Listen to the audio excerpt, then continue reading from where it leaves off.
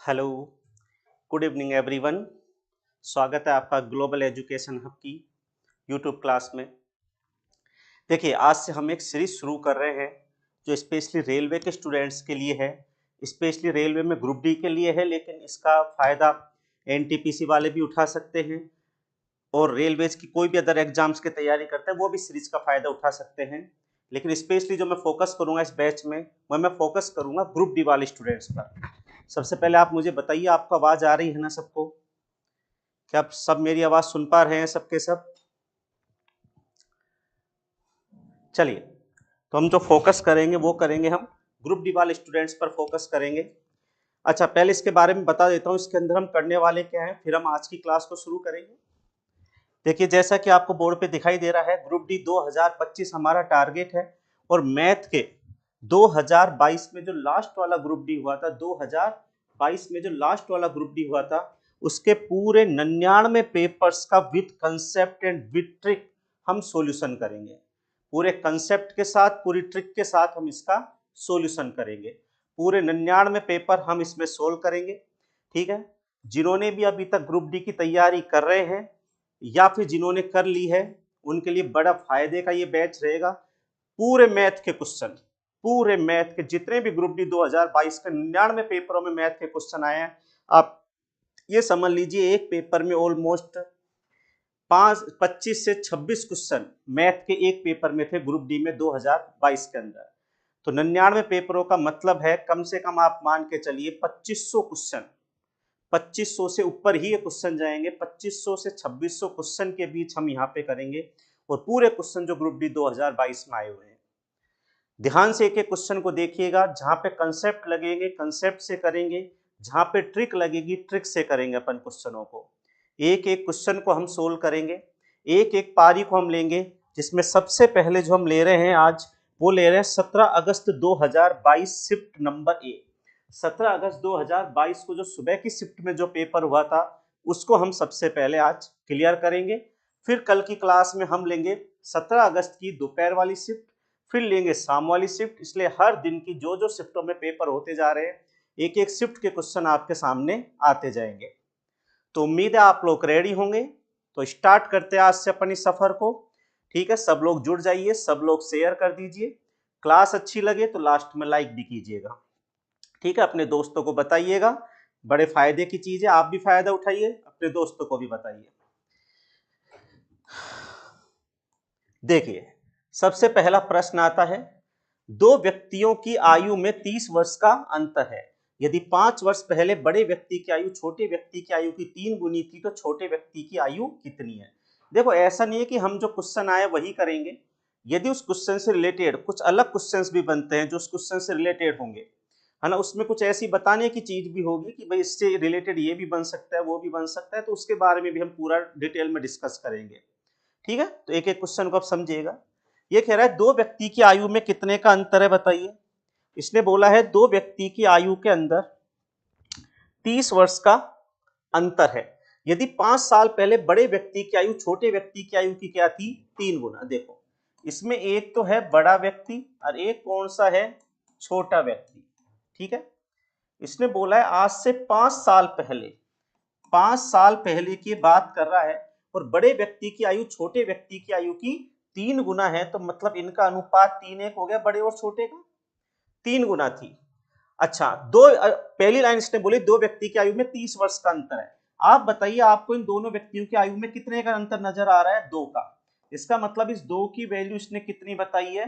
30। अब मुझे बताइए, 2 की वैल्यू 30 है तो 1 की वैल्यू कितनी हो जाएगी? 15। और 1 की वैल्यू 15 तो 3 की वैल्यू 45। इसका मतलब कहीं ना कहीं छोटा व्यक्ति 15 का है, बड़ा व्यक्ति 45 का है। लेकिन ये पूरी बात कब की चल रही है? 5 साल पहले की। तो मुझे इन दोनों की 5 साल पहले की आयु पता चल चुकी है। प्रश्न कह रहा है मुझे तो छोटे व्यक्ति की वर्तमान आयु बताओ, आज की आयु बताओ। तो छोटे व्यक्ति की यदि मुझे आज की आयु चाहिए, तो जो बंदा 5 साल पहले 15 का था, वो आज कितने का हो गया होगा? हम 15 में 5 और जोड़ देंगे और क्वेश्चन का आंसर कितना आएगा? 20 साल आपका आंसर आएगा।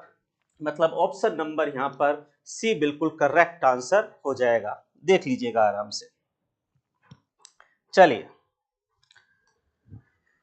सेकंड क्वेश्चन, वह अधिकतम संभव लंबाई ज्ञात कीजिए जिसका उपयोग करके 5 मीटर 25 सेंटीमीटर, 7 मीटर 35 सेंटीमीटर और 4 मीटर 90 सेंटीमीटर की लंबाइयों को पूर्णतः मापा जा सकता है।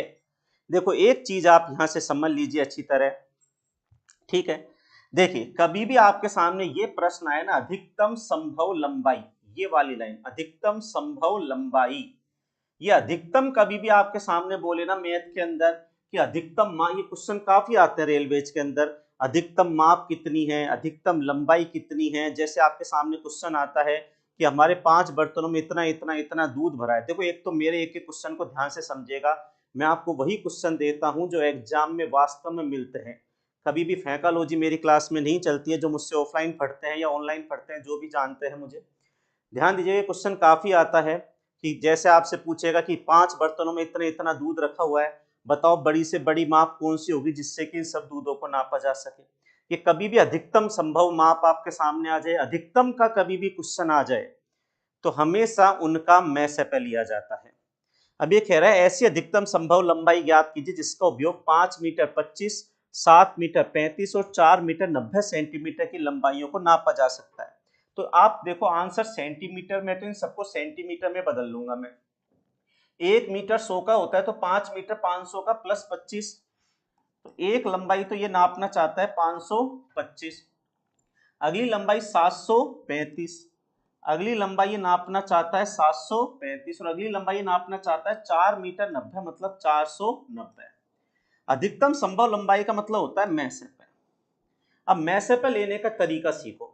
किन्हीं भी संख्याओं का मैसे पे लेने का सीधा सा तरीका होता है, आपको जिन भी संख्याओं का मैसे पे चाहिए ना, ऐसी संख्या का भाग दो जिसका भाग सब में जाना चाहिए, सब में जाना चाहिए। कंडीशन यही है, हर एक में, तीनों में भाग जाना चाहिए। 3 संख्या है तो तीनों में भाग जाना जरूरी है, ये कंडीशन है इसकी।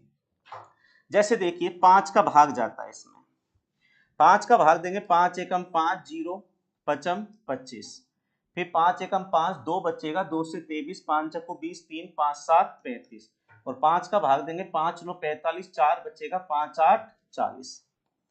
अब वापस यहाँ पे तीनों में देखेंगे तो 7 का भाग जाएगा, 7 एकम 7, 3 7 पंजो 35, 7 दूनी 14, 7 एकम 7 और 7 एकम 7, 2 7 4 28। अब इन तीनों में किसी का भाग नहीं जा रहा है तो बस मैसे पे यहीं पे खत्म हो जाएगा, इन दोनों का गुणा मैसे पे बन जाएगा। तो इस प्रश्न का जो मैसे पे होगा वो होगा 5 मल्टीप्लाई बाई 7 मतलब 35 सेंटीमीटर। इस क्वेश्चन का क्या हो जाएगा आंसर। तो मेरा मतलब ये है, कभी भी आपके सामने प्रश्न आता है ना अधिकतम संभव माप का, तो हमेशा इनका क्या लेना है आपको, मैसे पे आपको लेना है। ठीक है भाई, ये ध्यान रखिएगा। बिल्कुल ये अच्छी बात है, आप लोग भी मुझे आंसर बता रहे हैं, साथ में आप भी मुझे आंसर बताते जाइए साथ साथ में। कौन कौन मेरे साथ जुड़ा हुआ है मुझे पहले ये बताइए। विकास मीणा जुड़ा हुआ है, जैन जुड़ा हुआ है, वीएस डीजे मीणा जुड़ा हुआ है, सचिन मीणा जुड़ा हुआ है, करण जुड़ा हुआ है। चलो अच्छी बात है, सब जुड़ जाइए एक बार और मुझे आंसर भी दीजिए साथ में। नेक्स्ट देखिए क्वेश्चन नंबर 3, 27 भाग 3 माइनस 27 गुणा 0 प्लस 1 का मान ज्ञात कीजिए। ये क्वेश्चन बोर्ड मास का है, सरलीकरण चैप्टर का ये क्वेश्चन है। सरलीकरण की खासियत समझना क्या होती है, सरलीकरण में हमेशा लगता है बोर्ड मास का नियम। बोर्ड मास का नियम कब लगता है, जब हमारे पास किसी समीकरण में एक से ज्यादा चिन्ह हो तो कौन सा चिन्ह पहले हल किया जाए, कौन सा चिन्ह बाद में हल किया जाए, ये हमको बोर्ड मास का नियम बताता है। बिल्कुल नरेश मीणा, रवि कुमार मीणा, सबका स्वागत है ब्रो, सबका स्वागत है आपका चैनल पर। ठीक है, देखिए तो बोर्ड मास का नियम ये होता है, पहले बोर्ड मास का नियम आपको थोड़ा सा बता देता हूं। बोर्ड मास का नियम कहता है सबसे पहले बी मतलब ब्रैकेट, ब्रैकेट मतलब कोष्टक हल होता है, उसके बाद ओ मतलब ऑफ मतलब का चिन्ह हल होता है, फिर डी मतलब डिवीजन मतलब भाग हल होता है, एम मतलब मल्टीप्लाई मतलब गुणा हल होता है, ए मतलब एडिशन मतलब जोड़ हल होता है और एस मतलब सब्ट्रैक्शन मतलब बाकी हल होता है। ये चलता है, सबसे पहले कोष्टक का भाग गुणा जोड़ बाकी, इस तरीके से हल होता है।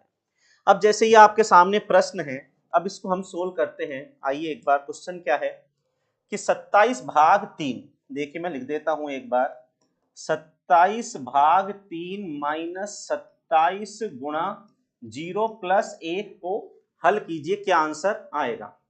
देखिए सबसे पहले मैं भाग को हल करूंगा तो 27 में 3 का भाग देंगे, कितना आएगा 9, माइनस फिर मैं गुणा को हल करूंगा तो 27 को 0 से गुणा करेंगे, 0 आएगा और प्लस में क्या चल रहा है 1।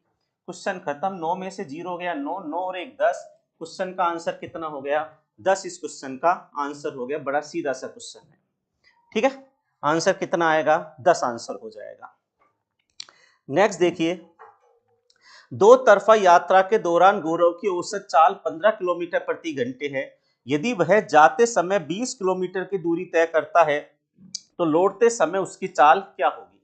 देखिए सबसे पहले तो औसत चाल सीखिए, औसत चाल क्या होता है, ठीक है ना। औसत चाल किसको बोलते हैं, देखिए एक बार मान के चलो मैं यहां से यहां तक जा रहा हूं x की स्पीड से और यहां से यहां तक आ रहा हूं y की स्पीड से, तो इस केस में जो मेरी औसत चाल होगी ना वो हो जाएगी 2xy upon x plus Y. ध्यान दीजिएगा बड़ा इंपॉर्टेंट फॉर्मूला है। यदि मुझे कभी भी जाने की चाल दे दे और साथ में आने की चाल दे दे तो औसत चाल का फॉर्मूला होता है 2xy upon x plus Y. ये औसत चाल का फॉर्मूला होता है। नरेश ने इसका सी आंसर बताया है, इसी क्वेश्चन का है। अच्छा, अब इसने पता है इस क्वेश्चन में क्या किया है, इसकी औसत चाल तो खुद ने दे दी कि औसत चाल तो है 15 और जाते समय की चाल मतलब 20 तो इसने दे दी जाते समय की चाल, और लौटते समय की चाल पूछ रहा है और आंसर दे दिया 15। तो देखते हैं क्या होगा। तो 2 गुणा में x का मान 20 आ गया, y का मान पूछ रहा है बटा में 20 प्लस y और बराबर में आएगा 15 यहाँ पे हो जाएगा। अब बस इसको सोल्व करना है अपन को, y का मान निकालना है। तो देखिए 5 दिया 15, 5 से 20 कितनी बार गया 4 बार, तो यहाँ मेरे पास बचेगा 2 गुणा 4 मतलब 8y बराबर 3 इधर मल्टीप्लाई होगा क्रॉस यहाँ पे, तो 3 को 20 से करेंगे 60 प्लस 3y, ठीक है। 3y इधर आके माइनस होगा तो 8y में से 3y गया तो 5y बराबर 60 और 5 से 60 जाता है 12 बार और y का मान कितना हो जाएगा 12। तो इस क्वेश्चन का आंसर अपना कितना हो जाएगा 12 किलोमीटर प्रति घंटे। इस क्वेश्चन का क्या हो जाता है आंसर हो जाता है। बड़ा सीधा सा क्वेश्चन बनता है ये वाला, ठीक है। ध्यान रखिएगा औसत चाल का फॉर्मूला क्या होता है 2xy upon x plus Y होता है। यहाँ पे औसत चाल इसने खुद ने दी थी, दोनों चालों में से एक चाल दी, दूसरी चाल हमने निकाली है, कैलकुलेशन की है। आराम से देखिएगा। नेक्स्ट देखिए पांचवा, यदि x plus Y plus Z बराबर 11 है और X Y plus Y Z plus Z X 42 है तो X square plus Y square plus Z square का क्या बताइए मान बताइए। ये फॉर्मूला है, एलजेब्रा के फॉर्मूले से क्वेश्चन सोल्व होता है। फॉर्मूला कौन सा है पहले वो बता देता हूं मैं एक बार। फॉर्मूला है X plus Y plus Z का होल स्क्वायर बराबर X square plus Y square plus Z square plus 2 multiply X Y plus Y Z plus Z X. ये फॉर्मूला है X plus Y plus Z का whole square बराबर X square plus Y square plus Z square plus 2 multiply by X Y plus Y Z plus Z X. Sir बहुत अच्छा पढ़ाते हैं, thank you. दिल खुश, राम राम। राम राम भाई, आप सबको राम राम, है ना। सब आप खुश रहिए, सबकी आपकी नौकरी लगे, बस मैं तो ये चाहता हूँ, ठीक है। पढ़ते रहिए बस। और खासकर जो ग्रुप डी की तैयारी कर रहे हैं वो तो मेरे इस क्लास को बिल्कुल डेली रात को 9 बजे छोड़नी ही नहीं है। बिल्कुल मेरे साथ लगे रहिएगा, 3 महीने तक मैं इस क्लास को लूंगा। 99 पेपर इसके अंदर अपन सोल्व करेंगे तो 3 महीने से ऊपर ही जाएगा ये, है ना। तो इसमें लगे रहिएगा मेरे साथ, डेफिनेटली आपके ग्रुप डी में इसमें से कॉपी पेस्ट क्वेश्चन हो जाएंगे। तो देखिए ये फॉर्मूला होता है। अब इसमें से इसकी वैल्यू पूछ रहा है, मतलब आप ये कह सकते हैं कि इस बार ये वैल्यू किसकी पूछ रहा है, इस हिस्से की वैल्यू ये पूछ रहा है। X plus Y plus Z इसका मान इसने 11 दिया है और इस वैल्यू इसका मान इसने दिया है 42। अब बस उठा के वैल्यू रखनी है। 11 का स्क्वायर होता है 121 बराबर में चल रहा है X square plus Y square plus Z square और प्लस में 2 को 42 से गुणा करेंगे, 2 दूनी 4, 2 से 8 गया। ये 121 में से 84 इधर आके हो जाएगा माइनस और इधर आएगा X square plus Y square plus Z square. घटाएंगे तो 11 में से 4 जाता है 7 बचता है, और 11 में से फिर 8 जाता है तो कितना बचता है 3, और ये अपनी वैल्यू आंसर हो जाएगा X square plus Y square plus Z square का आंसर अपना 37 यहाँ पे आपका परफेक्ट आंसर हो जाएगा। ठीक है, समझिएगा एक एक क्वेश्चनों को। और देखो जो सीरियसली तैयारी कर रहे हैं ना ग्रुप डी की, जो वास्तव में लगना चाहते हैं इस बार एग्जाम में, वो एक कॉपी पेन भी लेके बैठिएगा। ऐसा जरूर नहीं है कि आपको हर चीज आती है। जो भी चीज आपको ऐसा लगे कि ये चीज नई है, ये चीज हमने नहीं देखी कभी, ये मुझे फॉर्मूला थोड़ा अलग लगा, ये फॉर्मूला को मेरे को सीखना चाहिए, तो एक कॉपी पेन में ऐसे क्वेश्चन आप लिखते भी रहिए। आप समझिएगा प्रीवियस ईयर के क्वेश्चन आपके काफी कॉपी पेस्ट होते हैं एग्जाम में, तो एक एक क्वेश्चन को सीरियसली समझिएगा आप लोग। नेक्स्ट देखिएगा छठा, पी और क्यू एक काम को क्रमशः 9 दिन और 12 दिन में कर सकते हैं। यदि वे क्यू से शुरू करके एक दिन छोड़कर काम करते हैं तो काम कितने दिन में पूरा हो जाएगा। देखिए पी और क्यू एक काम को 9 और 12 दिन में कर सकते हैं। इसने बोला है पी और क्यू एक काम को 9 दिन और 12 दिन में कर सकते हैं। तो ऐसे प्रश्नों में लिस्ट बनाओ सबसे पहले, और इनका जो एलसीएम होता है वो पूरा काम बन जाता है। तो 9 और 12 का एलसीएम 36 होगा। फिर मैं एक दिन का काम निकालूंगा तो 9 का भाग 36 में 4 बार जाता है, 12 का भाग 36 में 3 बार जाता है, और जैसी लिस्ट बनती है आपको इससे कोई मतलब नहीं होता है। अब इस प्रश्न में पूरा काम तो हो जाएगा 36, पी एक दिन में करेगा 4 काम और क्यू एक दिन में करेगा 3 काम।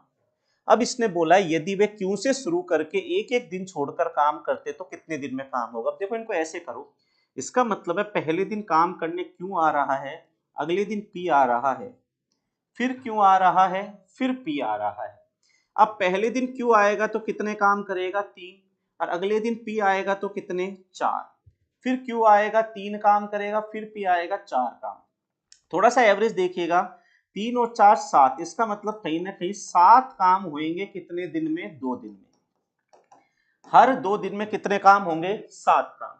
अब इस एवरेज से चले तो 36 काम 7 के पहाड़े में नहीं आता, लेकिन देखो 7 काम 2 दिन में तो 7 दूनी 14, 7 21, 7 चक्को 28, 7 पंजो 35, तो 35 काम के दिन तो निकाल सकता हूं। इसका 5 गुना हो रहा है तो 2 पंचो 10, तो 10 दिन में तो इनका कितना काम हो जाएगा 35 काम। अब 10 दिन में 35 काम हो जाएगा। अब सोचो 11वें दिन वापस क्यू का ही नंबर आएगा, तो एक चीज समझो, अब जब 11वें दिन वापस क्यू आएगा काम करने तो 35 36 में से 35 काम हो गए, तो काम कितना बच रहा है एक, तो काम बचेगा एक, और करने वाला क्यू है जो एक दिन में कितना काम करता है 3, तो काम बचेगा एक और काम करना है 3, तो दिन लगेंगे 1/3 दिन। ये एक छोटी सी बात को समझो, एक सेकंड आपको समझाता हूं मैं इसमें कुछ।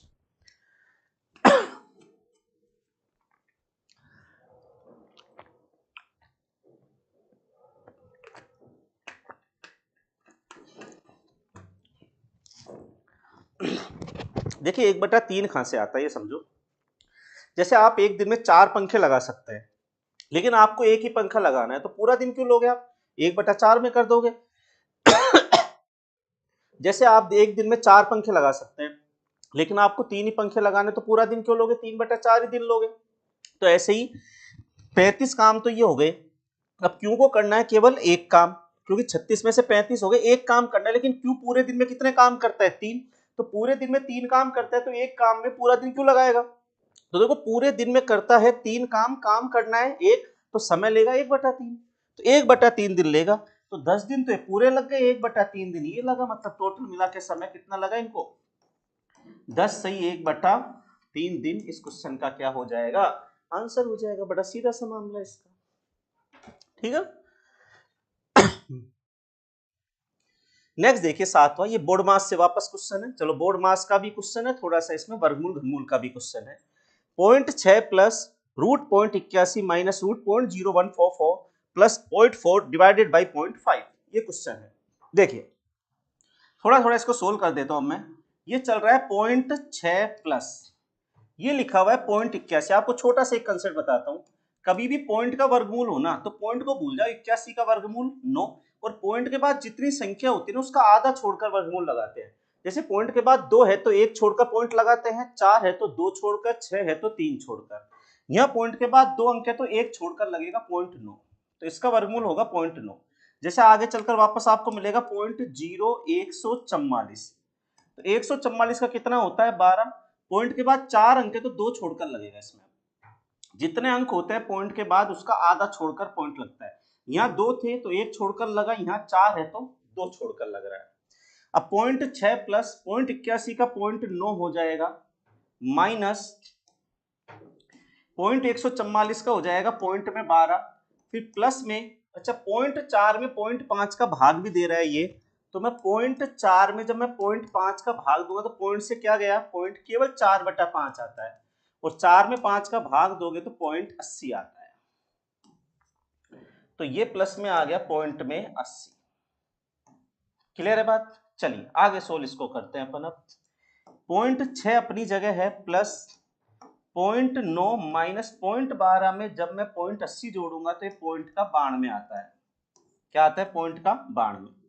अब यहाँ पे 0.6 अपनी जगह है, प्लस अब जब मैं 0.9 में से, अब देखो 0.9 में से 0.92 घटाना सीखो। 0.9 का मतलब होता है 0.90। 9/90 एक ही चीज है, क्योंकि पॉइंट के बाद जीरो का फर्क नहीं पड़ता है।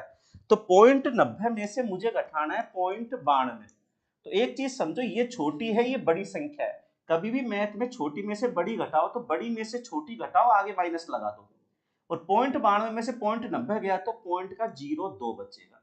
जैसा आप कभी 5 में से 6 घटाते हो तो 6 में से 5 घटाते हो, आगे माइनस लगा देते हो, तो ये आएगा -0.02। बात को समझिएगा एक बार क्या चल रहा है। ये 0.9 का मतलब 0.90, और 0.90 में से 0.90 92 कटेगा, माइनस का 0.02।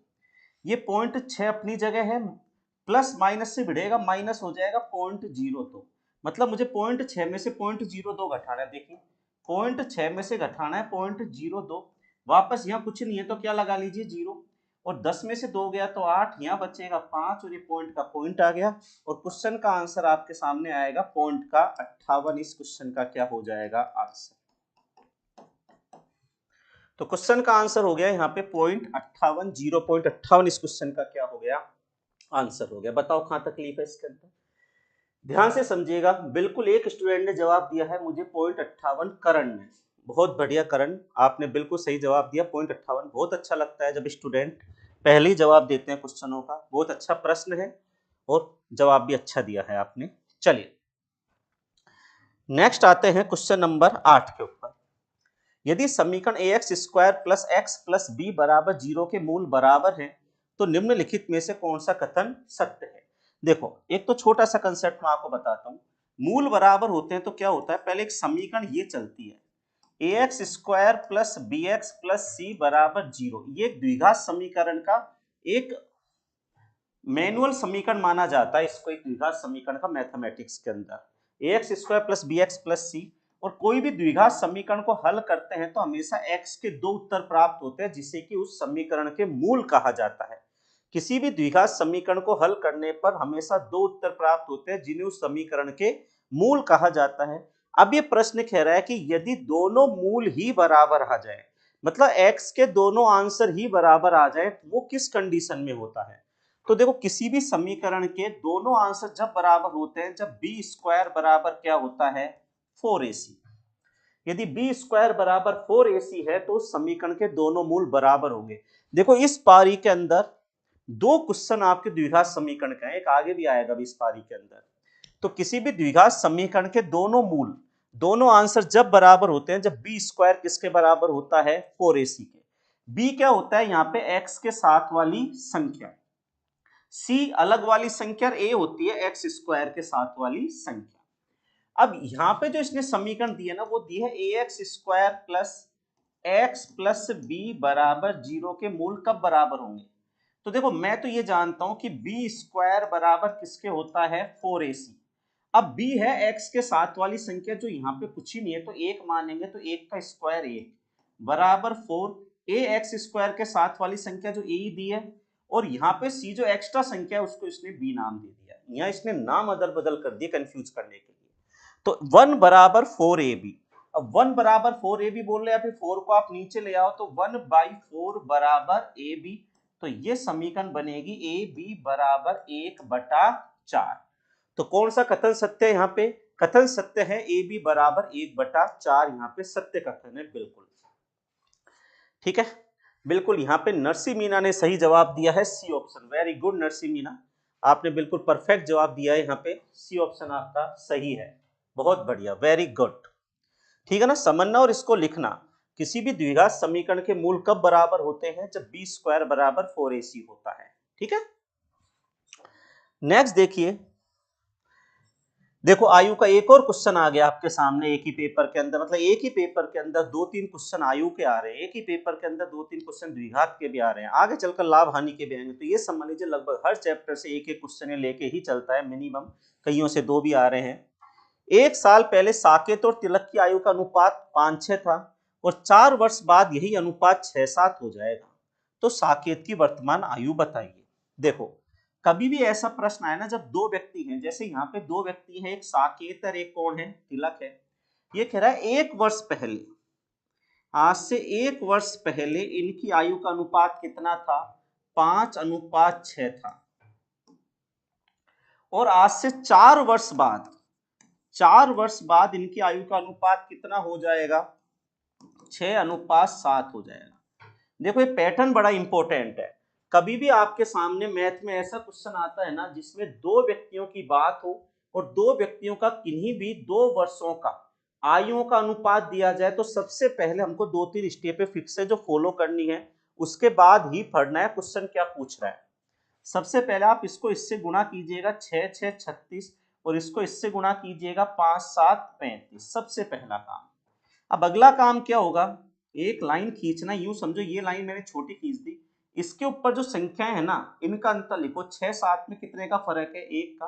और इसके नीचे जो संख्या है उसका अंतर लिखो, 1 का फर्क है, इनमें जो अंतर है। अब देखो एक इसने बता रखा है आज से 1 साल पहले का, एक बता रखा है आज से 4 साल बाद का। तो आज से 1 साल पहले और आज से 4 साल बाद में यदि फर्क देखो तो 5 साल का फर्क आ गया कि नहीं आ गया? तो ये फर्क 5 साल का है और इसको इस अंतर से गुणा कर देते हैं। तो 5 एकम 5, और जो भी आंसर आएगा उसको ऊपर वाले से गुणा करो हमेशा। 5×5 25 और 6×5 30।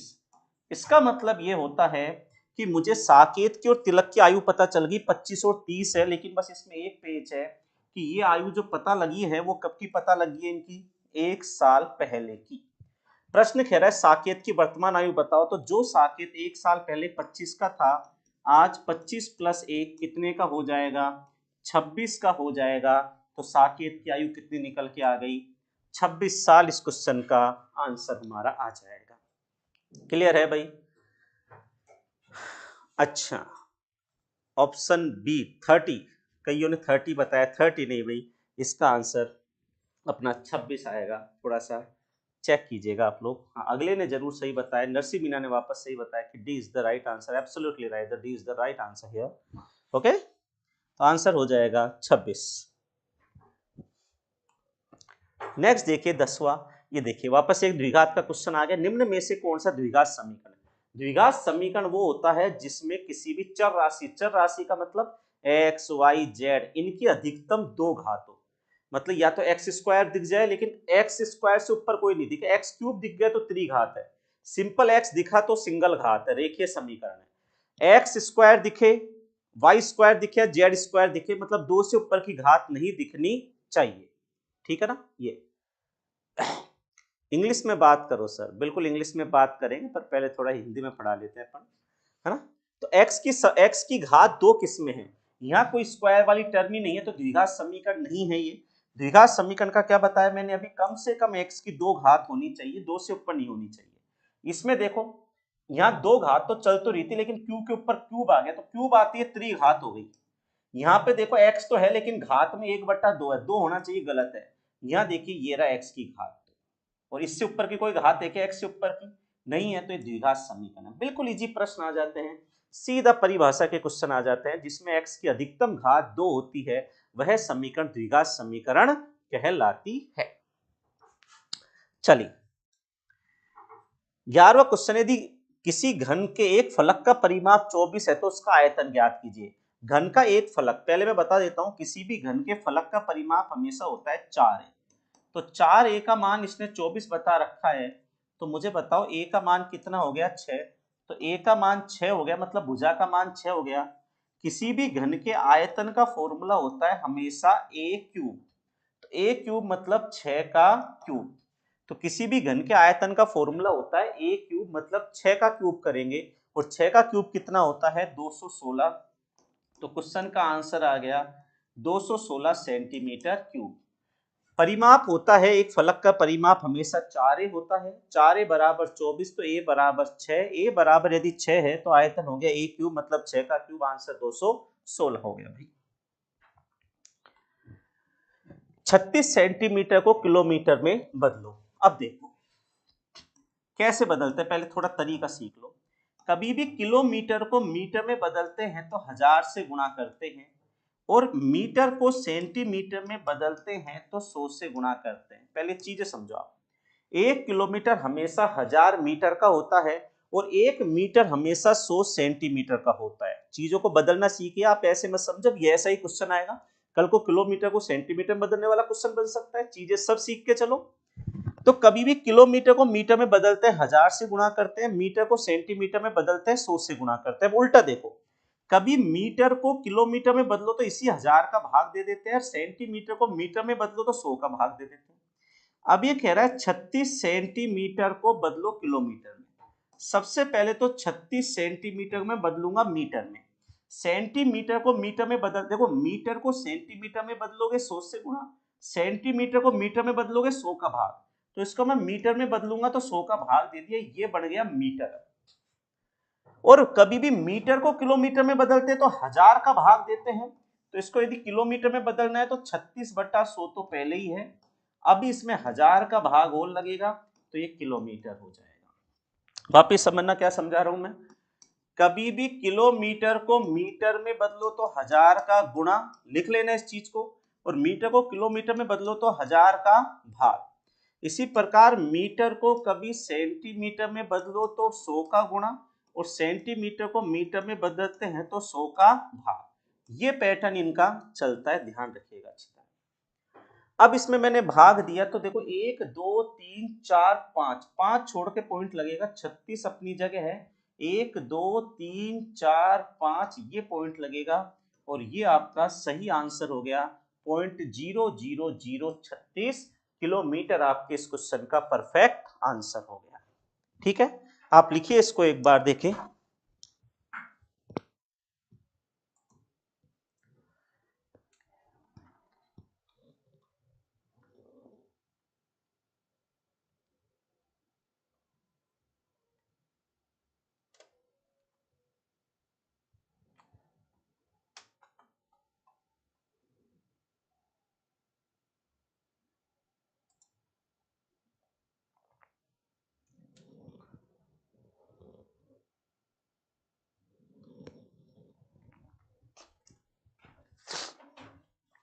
चलिए नेक्स्ट आता है अपना क्वेश्चन नंबर 13। साइन थीटा को कोट थीटा के पदों में व्यक्त कीजिए जहां थीटा एक न्यून कोण है। देखो आपको एक छोटे से मैं कुछ समीकरण बताता हूं।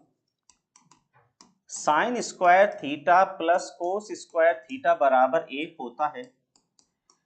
1 प्लस टेन स्क्वायर थीटा बराबर सेक स्क्वायर थीटा होता है।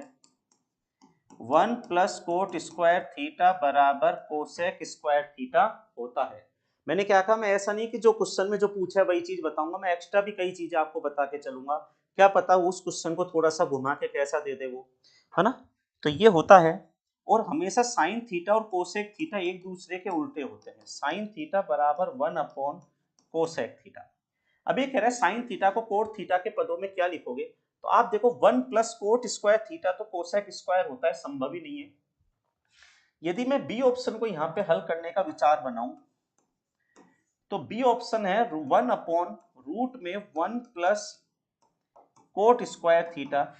तो 1 में 1 प्लस कोट स्क्वायर थीटा बराबर होता है कोसेक स्क्वायर थीटा, और 1 में कोसेक स्क्वायर थीटा का रूट करूंगा तो कोसेक थीटा आएगा, और 1 कोसेक थीटा ही क्या होता है साइन थीटा। इसका मतलब ये टर्म साइन थीटा को ही रिप्रेजेंट करती है। तो ऑप्शन नंबर कौन सा सही हो गया आपका, बी ऑप्शन यहाँ पे बिल्कुल सही आंसर आपका देता है, ऑप्शन नंबर बी।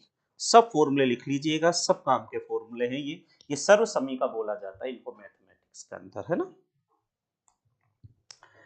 नेक्स्ट देखिए, यदि ए बी सी डी चित्र में प्रदर्शित किए गए अनुसार एक समांतर चतुर्भुज है जिसके दो विकर्ण ए सी और बी डी ओ पर प्रतिच्छेद करते हैं तथा ओ ए बराबर एक्स प्लस 3, ओ बी बराबर किसके है y प्लस 2, ओ सी बराबर 2x प्लस वाई और ओ डी बराबर 3y है, तो x का मान ज्ञात कीजिए। देखो आपको एक छोटी सी बात बताता हूं, समांतर चतुर्भुज की एक खासियत होती है, कभी भी उसके दो विकर्ण एक दूसरे को जब काटते हैं ना, तो ये हमेशा एक दूसरे को बिल्कुल समान, मतलब बिल्कुल बीच के बिंदु पर काटते हैं, प्रतिच्छेद करते हैं, बिल्कुल बीच के बिंदु पर प्रतिच्छेद करते हैं। कभी भी समांतर चतुर्भुज के विकर्ण एक दूसरे को हमेशा बिल्कुल अपने अपने बीच के बिंदु पर प्रतिच्छेद करते हैं, समान काटते हैं बिल्कुल। जैसे अब यदि ये विकर्ण इससे कट गया ना, तो ये वाली भुजा, ये वाली और ये वाली भुजा की लंबाई बराबर होगी और इधर इसकी और इसकी लंबाई बराबर होगी। तो सबसे पहले तो मैं कह सकता हूं कि 3y बराबर होगा y प्लस 2 के। तो यहाँ पे y इधर आएगा तो 2y रह जाएगा, 3y में से y गया तो 2y बराबर 2, ये एक बार कट गया तो y का मान कितना आ गया 1। तो इस समीकरण में y का मान तो आ गया 1, लेकिन प्रश्न कह रहा है हमको x का मान बताओ। तो एक समीकरण ये बनेगी कि x प्लस 3 बराबर 2x प्लस वाई। अब y का मान मैं 1 रखूंगा तो x प्लस 3 बराबर 2x प्लस 1। ये प्लस का एक इधर आके माइनस का होगा, 3 में से 1 गया तो 2, और x उधर जाके माइनस का होगा, 2x में से x गया तो x। तो यहाँ पे आंसर आ गया x का मान 2, अपना आंसर आ गया। मतलब ऑप्शन नंबर कौन सा सही हो गया, यहाँ पे डी ऑप्शन सही हो गया।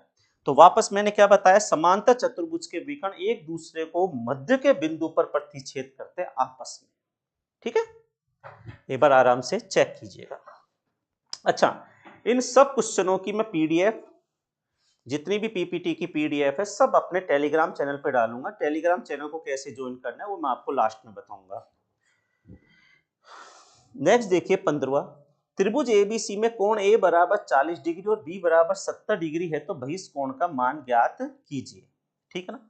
तो देखिए त्रिभुज एबीसी है, ये त्रिभुज एबीसी है, इसमें ए का मान कितना है 40 डिग्री है और बी का मान कितना है 70 डिग्री है, तो बहिष कोण का मान ज्ञात कीजिए। तो देखो बहिष कोण का मान ज्ञात करेंगे तो इस तरीके से हम सीधा चल देंगे, इसे बहिष कोण बोल देते हैं। और ये 40 है, ये पूरा 180 है, ये पूरा 180 होता है ना भाई, इसमें से ये 40 है तो ये कितने का होगा 140 डिग्री हो जाएगा। तो बहिष कोण का मान हो जाएगा कितना 140 डिग्री, आपका क्या हो जाएगा आंसर। लेकिन मुझे इस क्वेश्चन में कंफ्यूजन है, मुझे इसको देखना पड़ेगा इस क्वेश्चन को कि कहीं ये कि मुझे जहां तक ये क्वेश्चन बोनस मिला होगा। ठीक है, क्यों, क्योंकि इसने इस हिसाब से इसने जो आंसर बता रखा है 140 बता रखा है, लेकिन कल को मैं इसका बहिष्कोण निकालूंगा इस तरीके से सीधा करके, तो इसका बहिष्कोण 110 डिग्री आ जाएगा, क्योंकि ये भी तो 180 डिग्री है। अच्छा, ये 40 और 70 कितना होता है मुझे बताओ एक बार। 110 होता है, तो ये 110 है तो ये 70 डिग्री होगा कि नहीं होगा। सही है, अब ये 70 है और कल को मैं इसका बहिष्कोण निकालूंगा मान के चलो, तो ये भी तो 110 डिग्री आएगा। तो इसका बहिष्कोण 140, इसका 110, इसका 110, तो दोनों ऑप्शन है यहाँ पे। तो इस क्वेश्चन में कहीं ना कहीं प्रिंटिंग मिस्टेक की और 100% इस क्वेश्चन को बोनस दिया गया होगा 22 के अंदर। ठीक है, इसमें क्वेश्चन को आधा दिया गया है। ठीक है, तो आंसर 140 भी बनता है और आंसर इसका 110 भी बनता है, क्योंकि इसने क्लैरिफाई नहीं किया कि कौन से कोण का बहिष्कोण सही है। चलिए, यदि किसी वस्तु का क्रय मूल्य 2500 है और उसका विक्रय मूल्य 2375 है, तो हानि का प्रतिशत ज्ञात कीजिए। ये कह रहा है किसी वस्तु को खरीदा गया है 2500 में और उसे बेचा गया है 2375 में, तो हानि का प्रतिशत ज्ञात कीजिए। हमेशा हानि प्रतिशत का फॉर्मूला ध्यान रखिएगा, हानि बटा में क्रय मूल्य गुणा 100। और कभी लाभ के प्रतिशत का फॉर्मूला भी कोई पूछे तो होता है लाभ बटा में क्रय मूल्य गुणा 100। गोरा मीणा नमस्ते, नमस्ते भाई गोरा मीणा, सौरव मीणा हाय। अब 2500 का माल 2375 में बेच रहा है, तो हानि कितने की होगी।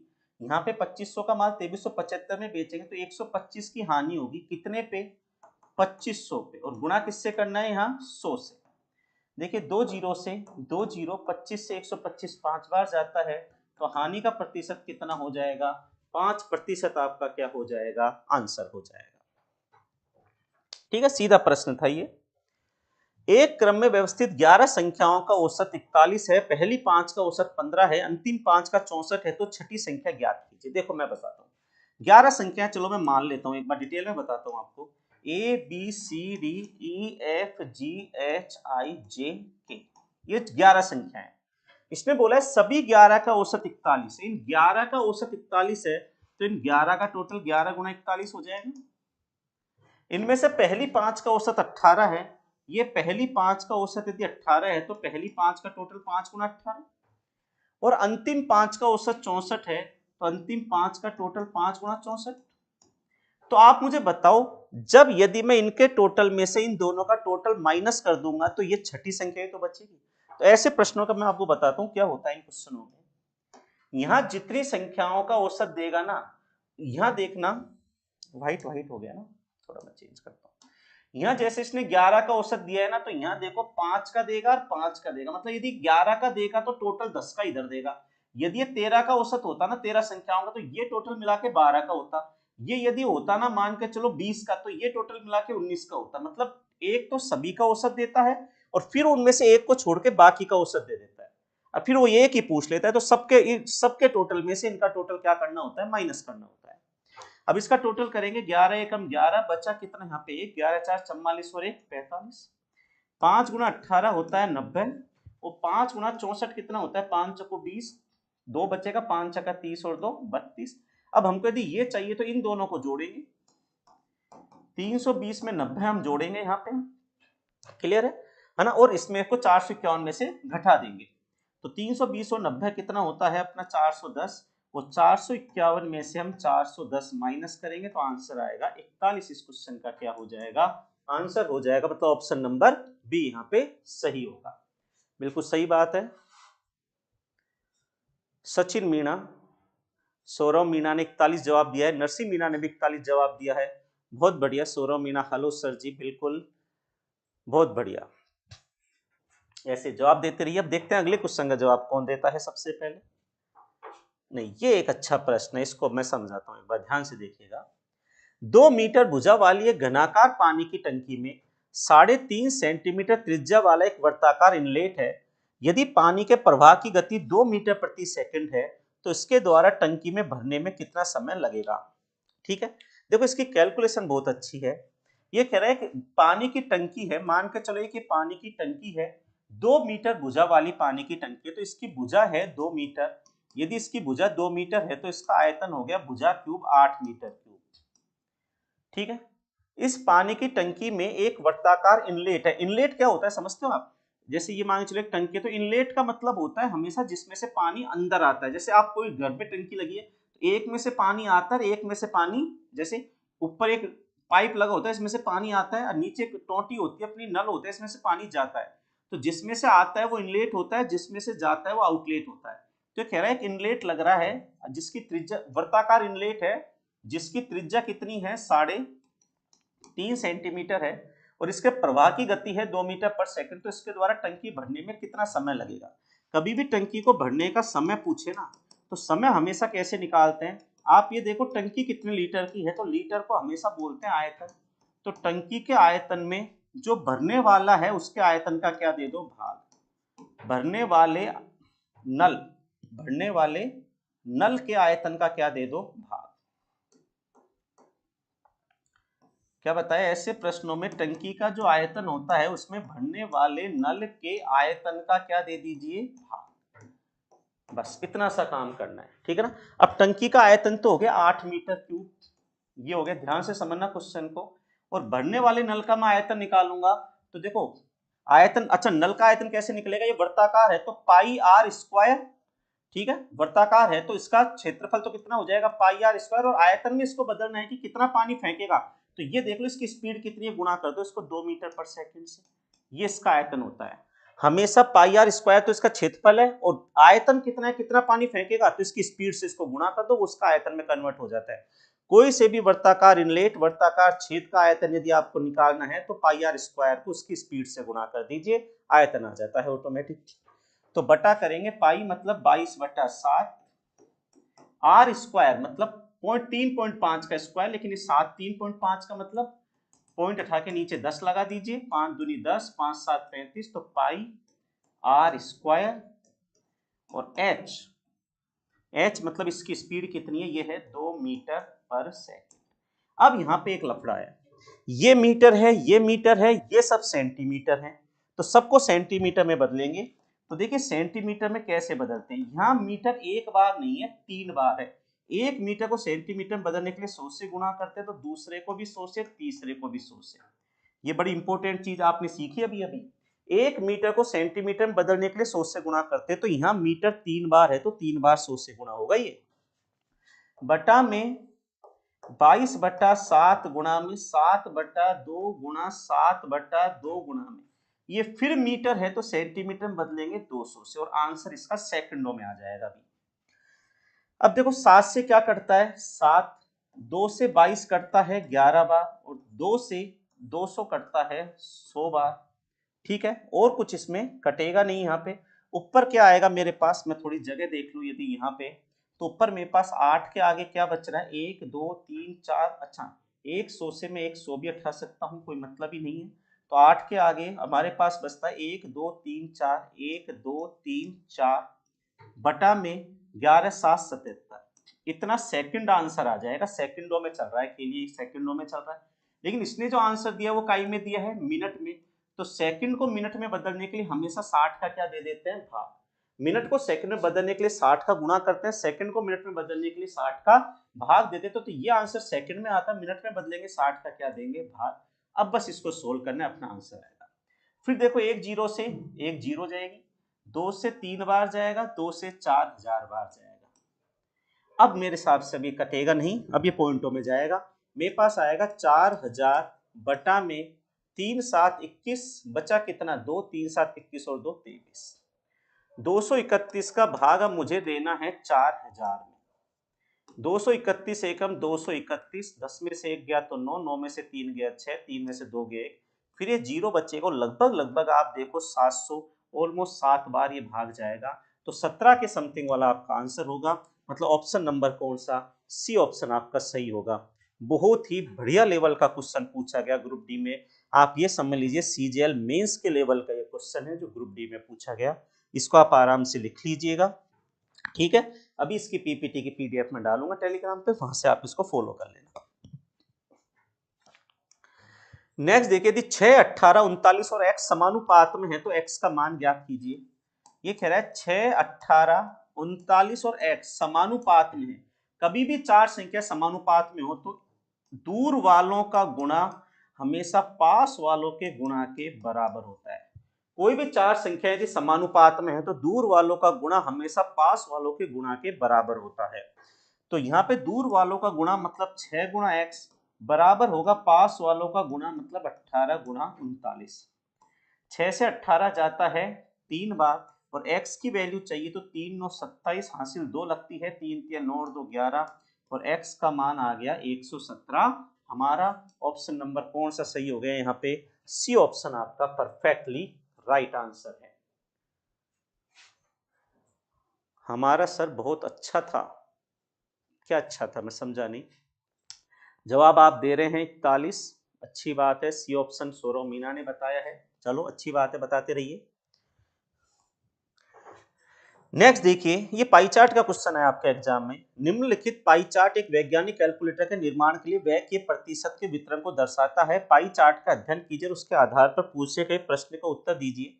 यदि 500 कैलकुलेटरों का निर्माण किया जाता है और प्रत्यक्ष श्रम लागत 1 लाख रुपए है, तो एक कैलकुलेटर का विक्रय मूल्य कितना रखा जाना चाहिए कि निर्माता को 44% का क्या हो जाए, लाभ। देखो 500 कैलकुलेटर का तो इन्होंने निर्माण किया है, और प्रत्यक्ष श्रम लागत का मतलब है लेबर कॉस्ट कितनी पड़ी है वहां पे, वो है 1 लाख रुपए। अब ये यूं कह रहा है 1 लाख रुपए तो लेबर कॉस्ट है, ऐसा नहीं कैलकुलेटर 1 लाख में बढ़ गए 500। 1 लाख वो 500 कैलकुलेटर बनाने के लिए जो मजदूर आए थे ना, उन्होंने लिए 1 लाख रुपए। तो अब ये कैलकुलेटर कितने का पड़ा पता नहीं है, लेकिन इस कैलकुलेटर को हमें 44% लाभ पर बेचना है, तो कितने का बेचे। अब इस डायग्राम में देखो लेबर कॉस्ट है ना, वो केवल 24% ही है, मतलब पूरा कैलकुलेटर जितनों में बना है ना, उसका केवल 24% ही लेबर कॉस्ट है, जो इसने कितनी बता रखी, 1 लाख। तो कैलकुलेटर बनाने में लेबर कॉस्ट 24% आई है, परसेंट में वो 24 है और रुपए में वो 1 लाख पड़ गई लेबर कॉस्ट। अब देखो आगे क्या होता है इसमें। अब आपसे कोई पूछे बताओ ये कैलकुलेटर पड़ा कितने का, क्रय मूल्य कितना है, तो क्रय मूल्य का मतलब हमेशा 100% की वैल्यू निकाल दो। तो इसने 100% पूछा नहीं, ये कह रहा है मुझे तो इसे 44% के लाभ पे बेचना है, तो इन कैलकुलेटर को बेचू कितने में। तो आप एक बार बताओ, यदि क्रय मूल्य 100 होता है तो किसी वस्तु को आप 44 के लाभ पे बेचोगे तो 144% पे तो बिकेगी वस्तु। तो 44% के लाभ पे बेचने का मतलब है 144 की वैल्यू निकाल दो। कभी भी मैथ में एक परसेंटेज की वैल्यू, किसी भी एक परसेंटेज की वैल्यू दे दी जाए, दूसरे परसेंटेज की वैल्यू पूरी मैथ में पूछी जाए, हमेशा क्रॉस मल्टीप्लाई कर दिया करो। क्रॉस मल्टीप्लाई मतलब 1 लाख को गुणा करोगे 144 से और इसमें भाग दोगे 24 का। 24 से 144 गया 6 बार, तो 6 लाख रुपए। इसका मतलब तुम्हें इन कैलकुलेटरों पे यदि 44% का प्रॉफिट चाहिए, इन कैलकुलेटरों पे यदि कितने परसेंट का, 44% के यदि आपको प्रॉफिट चाहिए ना, तो आपको इन कैलकुलेटर को 6 लाख में बेचना पड़ेगा। वापिस समझना, इसमें लेबर कॉस्ट है 1 लाख रुपए कैलकुलेटर बनाने में, जबकि क्वेश्चन ने साफ कह दिया कि कैलकुलेटर बनाने में लेबर कॉस्ट जो लगी है ना, जो आदमी लोग पैसा लेके गए हैं इसको बनाने का, 24% पैसा ये आदमी लेके गए हैं, मतलब 24% की वैल्यू 1 लाख है।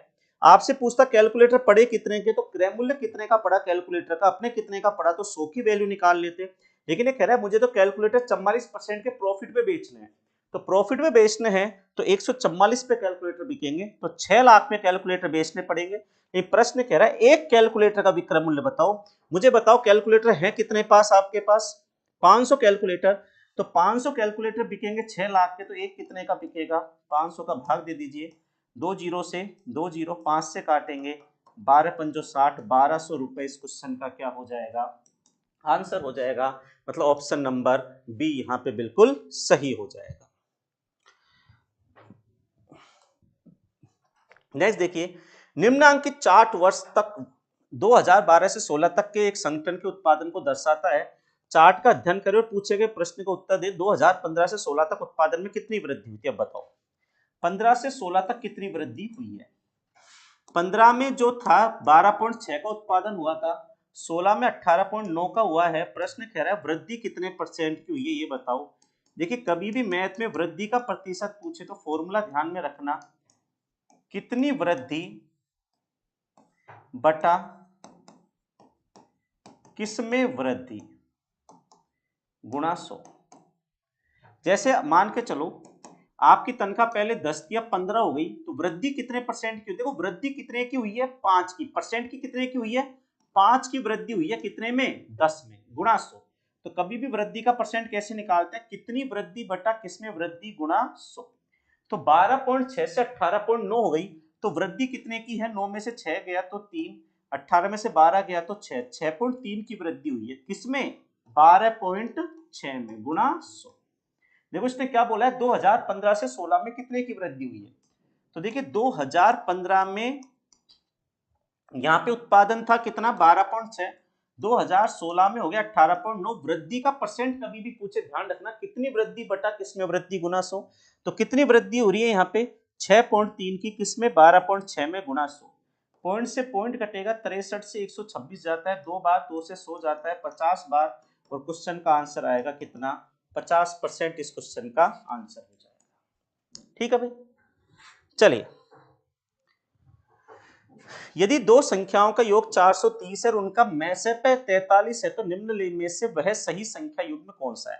देखो सबसे बढ़िया तरीका तो इस क्वेश्चन का ये है कि आप ऑप्शन से देख लीजिए कि इसमें कौन सा ऐसा है जिसमें योग 430 हो रहा है, तो 430 तो योग सबका ही हो रहा है। अब इसकी सेकंड कंडीशन है मैसेपे 443 होना चाहिए। मैसेपे वह सबसे बड़ी संख्या होती है जिसका भाग सभी में चला जाए। ठीक है, अब जैसे मान के चलो मुझे 215 का मैसेपे लेना है, तो 215 का भाग ही चल जाएगा। यदि मैं 172 और 258 का मैसेपे लूंगा, सोच के देखना, तो सबसे पहले तो इसमें 2 का भाग यदि जा सकता है, फिर इसके आगे तो कुछ भी आ जाओ, गुणा करने पर 43 तो नहीं आएगा ना। यहाँ पे भी जब मैं 86,344 का मैसेपे लूंगा, सोच के देखना, तो सबसे पहले मैं 2 का भाग दूंगा, आगे मैं कुछ भी गुणा कर लूं, 2 को आप किसी से भी गुणा करके देख लो, 43 तो मैसेपे इनका नहीं आएगा ना।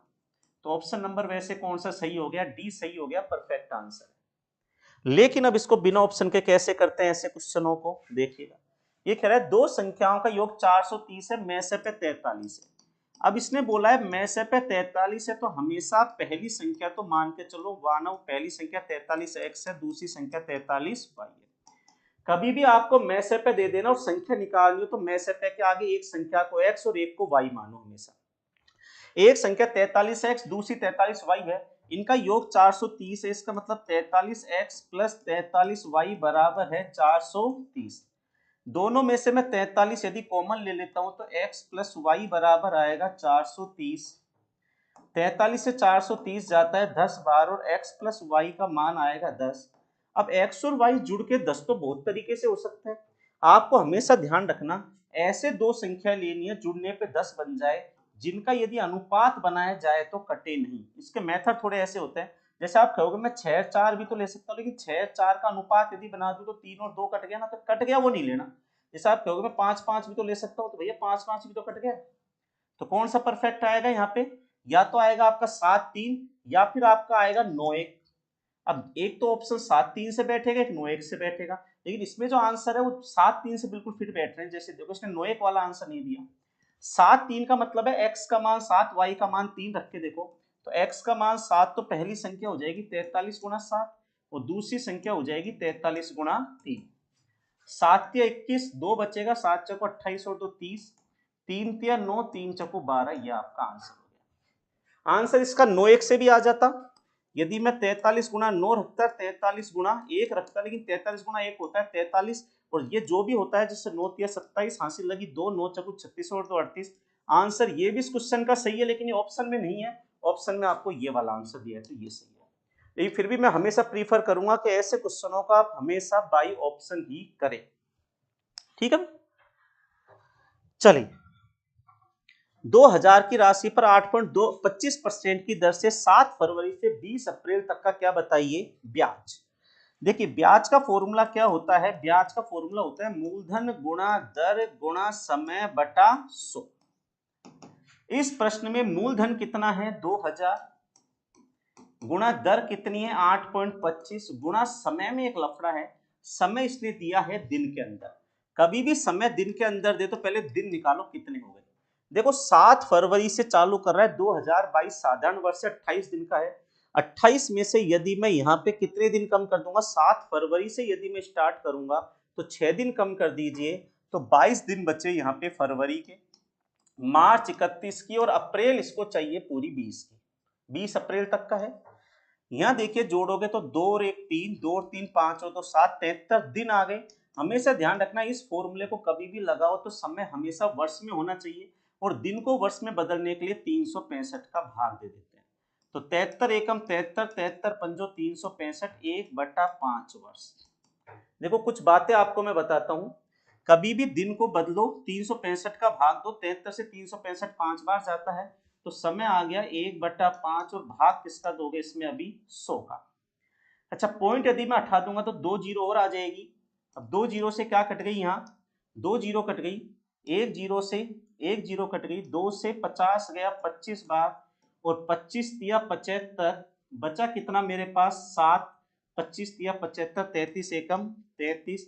तो इस क्वेश्चन का आंसर कितना आ गया 33 रुपए। इस क्वेश्चन का आंसर हो जाता है, इसका मतलब ब्याज लगेगा 33 रुपए। देखो ये दिन का मैं आपको बताता हूं, या तो आपके सामने 90% केसों में 73 दिन आएगा, 146 आएगा, 219 आएगा, 292 आएगा। ये 73 का पहाड़ा है, ये 73, 146, 219, 292, 365, इसका हमेशा 1/5 वर्ष होता है, ये 2/5, ये 3/5, ये 4/5 और ये पूरा 1 वर्ष होता है। ठीक है ना, इसको एक बार लिख लीजिएगा, ध्यान से समझिएगा इसको। 20 महिला एक काम 15 दिन में कर सकती है, 16 पुरुष 15 दिन में कर सकते हैं, तो एक पुरुष और एक महिला का अनुपात ज्ञात कीजिए। ऐसे प्रश्न बड़े इजी हैं, हमेशा इसमें एमडीएच का फॉर्मूला लगाओ, दिनों को आदमियों को दिनों से गुणा कीजिए।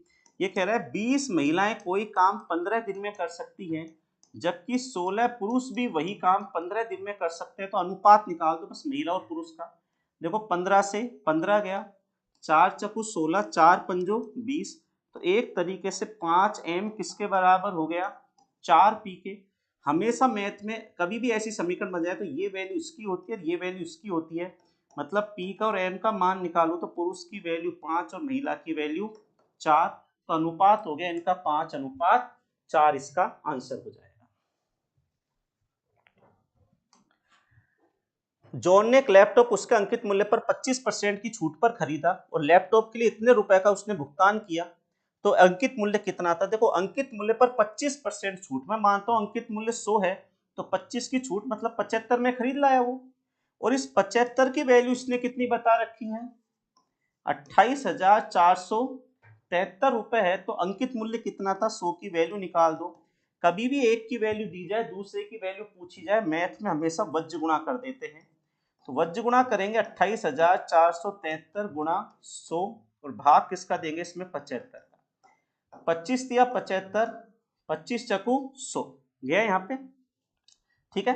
अब यहाँ पे इसको मैं मल्टीप्लाई कर लेता हूँ, 3 को भाग दे लेता हूँ इससे। देखो 3 9 27, एक बचेगा, 3 चक्कू 12, 2 बचेगा, 3 9 27 और 3 एकम 3, इसको गुणा कर दो, 4 एकम 4, 4 9 36 हासिल 3, 4 चक्कू 16 और 3 19 हासिल लगी 1, 4 9 36 और 1 37। क्वेश्चन का आंसर आ गया 37,964, मतलब ऑप्शन नंबर कौन सा हो गया यहाँ पे? सी ऑप्शन आपका सही हो गया। और अब आता है आपके सामने क्वेश्चन नंबर 26। श्रीनिवास अभी हाल ही में अपने से 4 वर्ष छोटी लड़की से शादी की है। 5 वर्ष के बाद उनकी औसत आयु 33 होगी, तो लड़की की वर्तमान आयु ज्ञात कीजिए। देखो ये कह रहा है 5 वर्ष के बाद उनकी औसत आयु 33 साल होगी। तो देखिए श्रीनिवास और उसकी पत्नी 5 साल के बाद उनकी औसत आयु 33 साल होगी, तो इसका मतलब 5 साल के बाद उनकी कुल आयु 66 साल होगी कि नहीं होगी? अब 5 साल के बाद यदि वो टोटल 66 के हो जाएंगे, तो आज ये टोटल कितने के हो गए होंगे? 5 श्रीनिवास की कम कर लू, 5 पत्नी की कम कर लू, तो आज ये 56 साल के। कौन कौन? श्रीनिवास और पत्नी 56 के। अब इसने बोला श्रीनिवास ने अपने से 4 साल छोटी लड़की से शादी की है, तो यदि मैं श्रीनिवास की आयु x मानता हूं, तो पत्नी की आयु x - 4 है, और इन दोनों की आयु का योग कितना है? 56, ये बराबर 56। x और x कितना होता है? 2x बराबर 56 और 4 कितना हो गया? 60, 2 से 60 गया 30 बार, तो x का मान कितना हो गया? 30। x का मान 30 का मतलब है कि श्रीनिवास तो कितने साल का है यहाँ पे? 30 साल का, और पत्नी उससे 4 साल छोटी है, तो पत्नी कितने की हो गई? 26 साल। इसने पूछा है पत्नी की आयु बताओ, लड़की की आयु बताओ, तो यहाँ पे क्या आंसर आ जाएगा?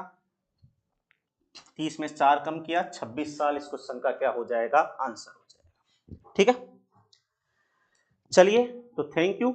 ये थे आपके क्वेश्चन जो आपके 17 अगस्त 2022 की फर्स्ट शिफ्ट में आए थे। कल की क्लास में वापस मिलते हैं सेकंड शिफ्ट के साथ। सभी को थैंक यू, मिलते हैं वापस कल की क्लास में। और इन क्वेश्चनों को आपको एक बार वापस देखना है तो आप अपने टेलीग्राम ग्रुप पे जुड़ सकते हैं, और उसका तरीका होगा कि 97852818 जो स्क्रीन पे आपके नंबर नीचे चल रहे हैं, उसके ऊपर व्हाट्सएप के ऊपर आप ज्वाइन लिखकर भेज दीजिए, जिससे आपके पास अपने टेलीग्राम का लिंक आ जाएगा। उस लिंक के अंदर आप टेलीग्राम ज्वाइन कीजिएगा, और वहां पे आपको इस पूरे जो हमने आज पीपीटी पढ़ाई है उसका लिंक आपको मिल जाए, उसकी पूरी पीपीटी की आपको पीडीएफ मिल जाएगी। ठीक है, तो मिलते हैं हम कल की क्लास में, तब तक के लिए थैंक यू, गुड नाइट।